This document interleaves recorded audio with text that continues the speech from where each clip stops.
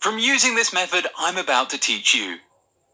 Now, if you want to know all of the information, be sure to watch the entire video until the end, so that you can get all the information you need to succeed when uploading videos to YouTube.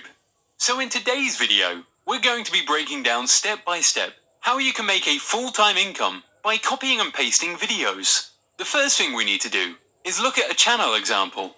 The first channel example we have here is a channel called TechZone. This is a channel which literally copies videos from other sites and uploads them to YouTube in a compilation format and monetizes it. However, there are some more steps needed other than copying and pasting, which we will get into now.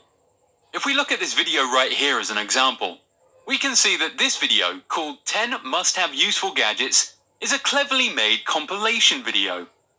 Now, what they have done here is use two websites called Kickstarter and Indiegogo, and they have used these websites to create content for YouTube.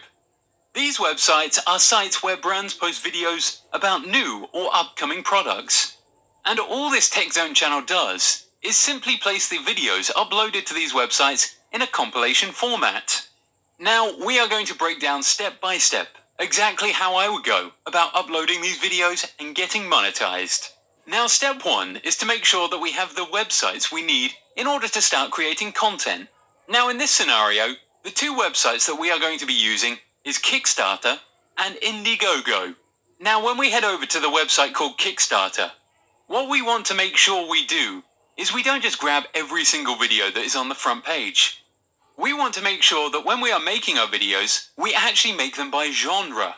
So, for example, if we are making a video based on gadgets, we would only grab the Kickstarter videos that are centered around gadgets. Now, the entire TechZone channel is based around gadgets, and we can do the same. So you can see here that this Kickstarter has a video attached to it, and they have this video because they need to be able to demonstrate how to use the product in order to get more sales. So what we need to do here is we need to be able to download the video. So we need to do here is use a software called OBS. And OBS is a software which allows you to record your screen. So all you need to do is open up OBS and then play the Kickstarter video full screen and simply record your screen.